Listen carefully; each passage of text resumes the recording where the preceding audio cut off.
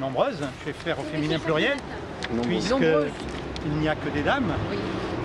Nous saluons votre présence parce que vous êtes un témoin. On fait partie des murs. Ce que les historiens appellent un document historique.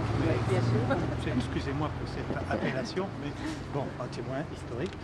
Donc nous inaugurons avec vous le premier circuit de la mémoire de la Shoah à Tours. Alors un tout petit rappel historique, c'est le prof d'histoire à la retraite qui cause. Donc nous sommes en 1942, où il faut nous resituer en 1942. Tours se trouve dans la zone occupée, mais la fameuse ligne de démarcation passe à l'est de Tours, à Bléré, donc à disons une vingtaine de kilomètres de Tours. Ce qui fait que la ville de Tours est très fréquentée, surtout la gare de Tours, par les gens qui essayent de passer, de franchir cette ligne de démarcation pour aller dans la zone non occupée, la zone nono comme on dit à l'époque. Et nous préférons cette appellation à l'appellation de zone libre parce qu'on est guère plus libre dans la zone non occupée que dans la zone occupée. Alors à Tours passent en particulier plusieurs centaines de juifs, ou de familles juives, on va dire, qui essaient de passer cette ligne de démarcation. Et beaucoup de ces familles juives vont se faire arrêter sur cette ligne de démarcation. Et ces familles juives vont se retrouver dans le système concentrationnaire nazi, le système concentrationnaire de Vichy. Parce que Vichy n'a pas attendu les ordres des nazis pour créer ses propres camps de concentration.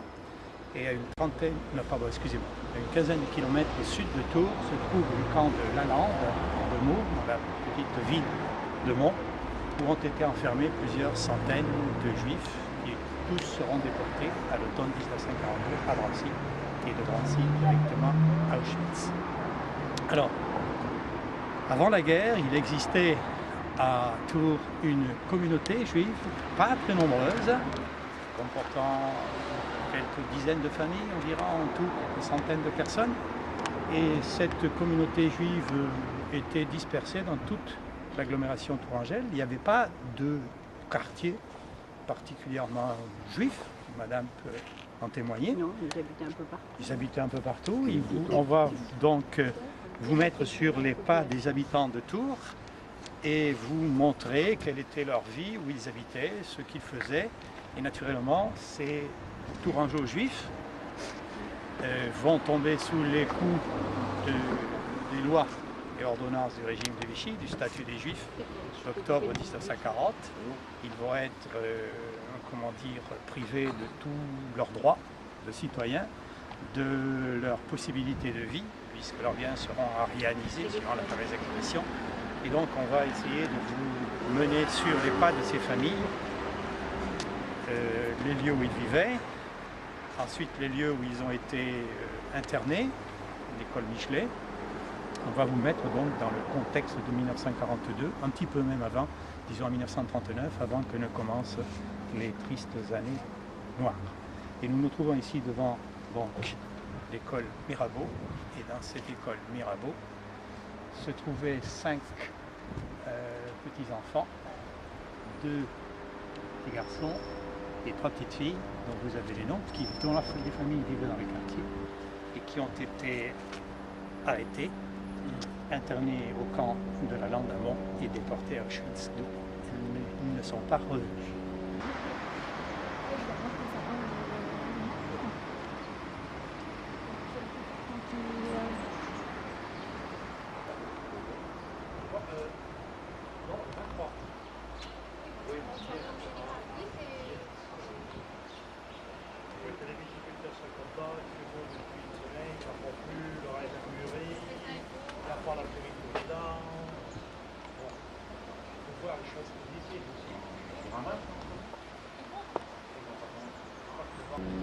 Voilà.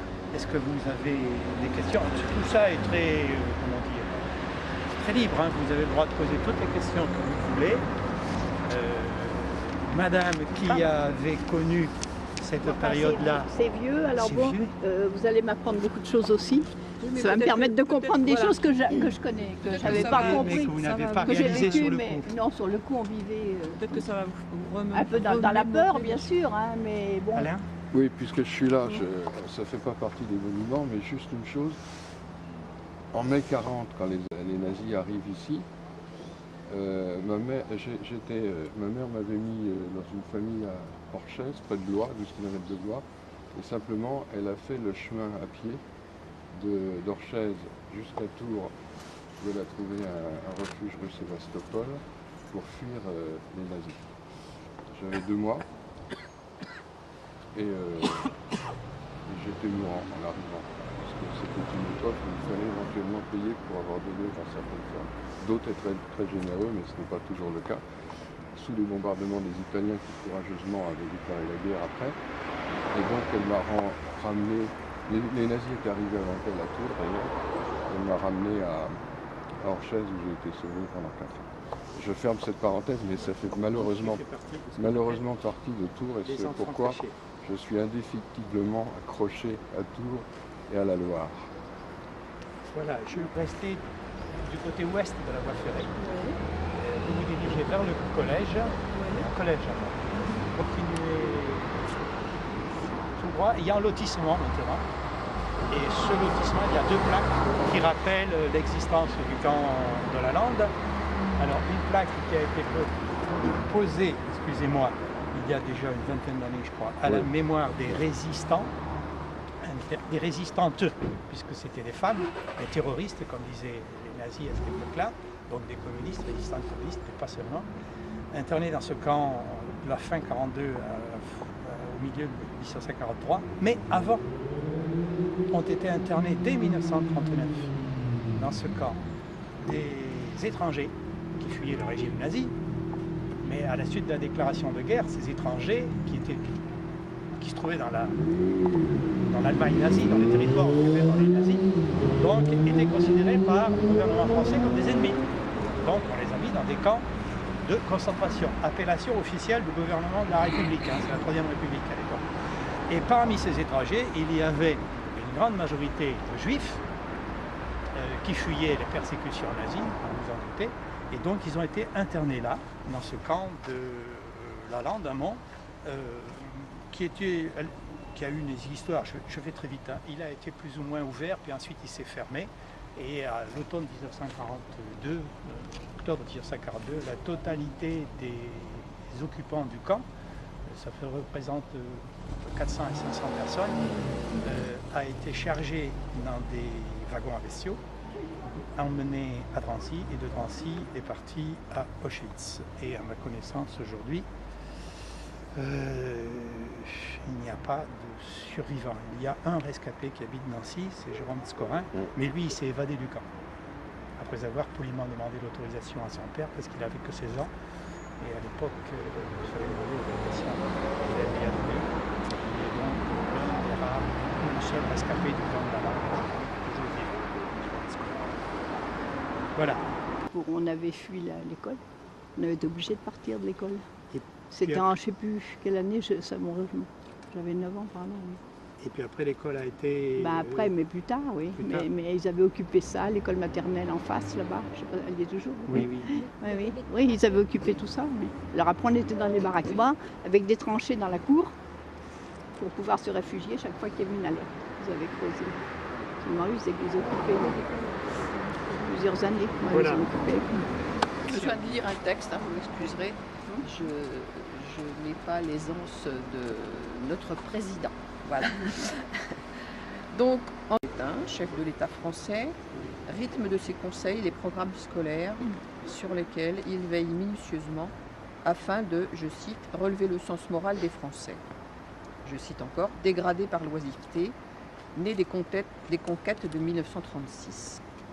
Il a fait révoquer les enseignants juifs, indignes, selon lui, de transmettre les vraies valeurs aux enfants de France. Dès le mois de janvier 1941, plus de professeurs juifs dans les écoles. En Loire-et-Cher, l'inspecteur d'académie est révoqué. Celui qui exerce en Indre et Loire applique le statut des juifs avant d'être révoqué comme franc-maçon au printemps 1942 et de passer dans la résistance. En 1942, Pétain instaure dans toutes les écoles la journée des mères françaises.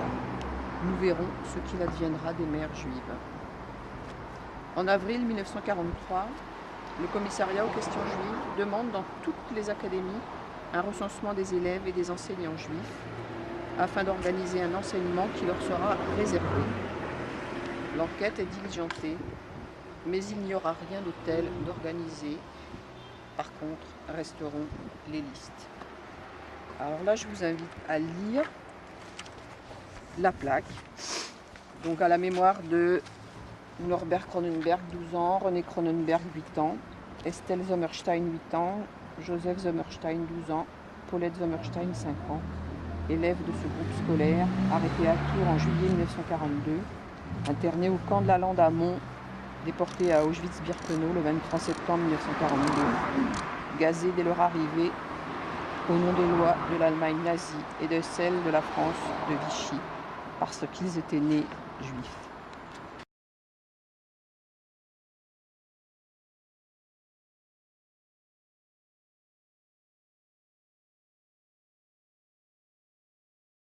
Cette plaque a été effacée le 1er mai 2008 par des inconnus.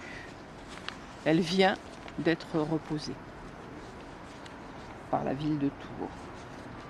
Nous allons vous raconter l'histoire de ces enfants et de leurs familles.